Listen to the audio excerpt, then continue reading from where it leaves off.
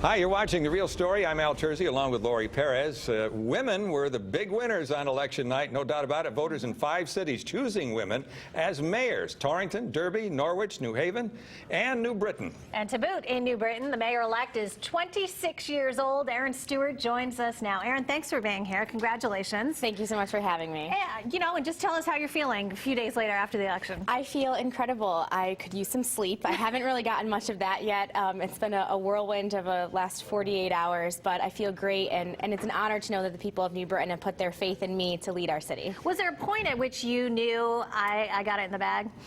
No, I thought it was going to be a nail biter. I truly did, and up until the last minute, I was like, this is going to be so close, and then to see that I won some of the most heavily Democratic precincts in the city, that felt great. But it was a true testament to a message that I brought, and that was of bipartisanship, of bringing everyone to our table, and it really resonated with the voters.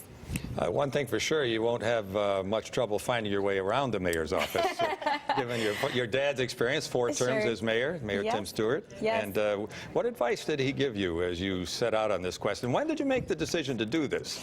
Well, when I initially told him I was going to do this, his first question was, really? And then the best advice he gave me throughout that was, don't read the blogs. They can be very brutal and very nasty and hurtful, and I did not do that, and I think that helped me a lot along the way in terms of keeping the positivity flowing and the good vibes coming my way.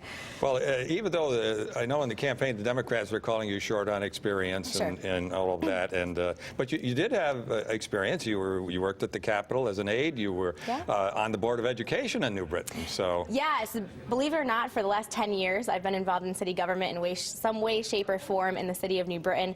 I started off on the Commission for Youth and Family Services when I was 16. I continued to serve on the Commission for Community and Neighborhood Development. I was vice chair of their planning and budgeting subcommittee there, and then eventually running for the Board of Ed. Tell me what you think the biggest challenge is there in New Britain. There's a lot of challenges. I think it's going to be the balance of lowering taxes for residents who need to be able to afford to live in our city, and providing services for our most neediest residents.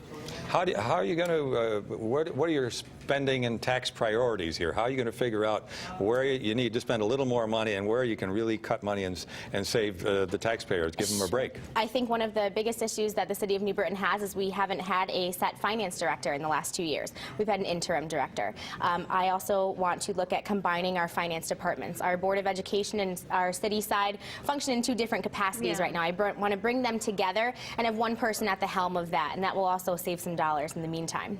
I know we were talking a little bit before the show about this. I've been to a couple school board meetings, and they were passionate, politely said. Yes. Somewhat contentious and uncomfortable, I thought. Sure. Do you think that hampers the way that things get done regarding schools in New Britain? Because there's a lot of work that does need to get done. It's a very touchy subject when you're talking about our school system and how our children are being educated. We've made a lot of changes in the city of New Britain over the last 2 years in our school district. We hired our new superintendent who came in, and we transitioned back to neighborhood schools. So a lot of children were misplaced from schools that they had been in for 3 and 4 years, and then going back to the school that is within the lines that we had drawn. I do think that my time on the Board of Education has really prepped me for this position, because it will be different to have a mayor who understands our school district and who knows what those students need. And money is not always the answer. Sometimes it's a management problem, and I think that that's somewhat of what we have in our district. One thing that city leaders, wherever you go, hear about is the condition of roads in town and in this city. Now, what is the status of the roads in New Britain right now? And do you think a lot of money needs to be poured into that, or are there some economies you can make even there? On the campaign trail, I will say, besides talking about taxes, roads were the second thing I heard about the most. You know, I got a pothole here, I need my curb fixed, you know, every time I pull out of my driveway, my car bottoms out. We had a set plan, at least I knew of quite a few years ago, that over a time span of 10 years, we would eventually get to all the roads in the city. I will be talking with our Public Works Director as soon as I am mayor to talk about what the plans are to move that forward and see how it's progressing throughout the city, because there are some areas that do need some help.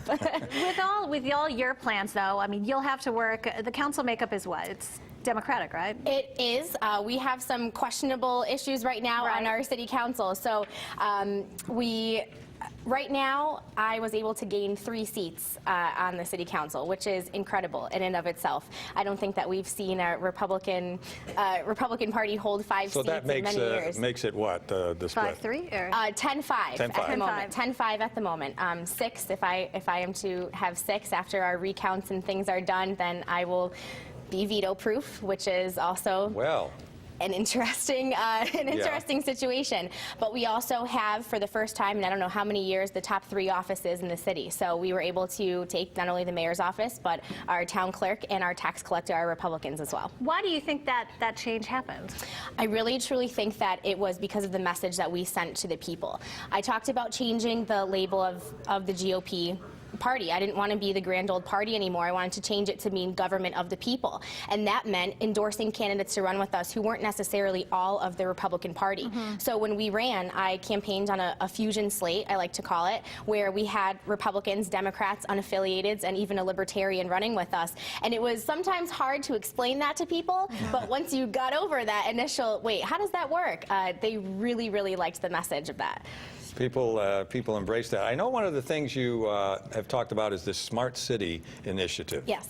Tell the viewers a little bit about Sure. that. I think it's something that New Britain hasn't capitalized on. While other cities and towns are going green in terms of solar panels and Yeah. energy efficiency, New Britain is behind the 8 ball on that. And I want to make sure that we can put together some type of energy committee to analyze where we can save these dollars. And in turn, they'll be funneled right back into the city. So that money will be able to be used to, make buy new street lights, things like that, go back into the schools to buy textbooks, so we wouldn't have to bond for things like that. And I think that's the biggest priority, in terms of looking at solar farms to produce energy, getting all of our city buildings green.